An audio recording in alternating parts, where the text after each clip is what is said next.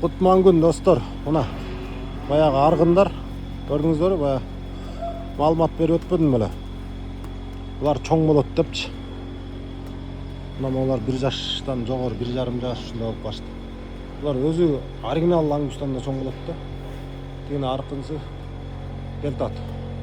10 ай, 11 ай аркы. Максат кичине оздорунан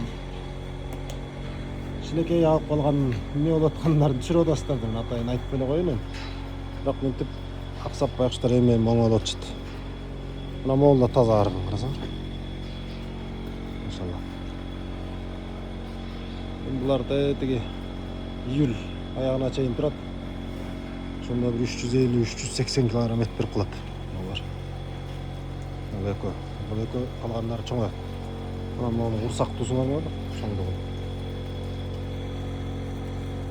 Ушундай. Кимде ким таза ангус бука алып жергиликтүү уйларга кошсо ушундайлар түшөт. Булардын %80% доминант болот да, ушундай кара.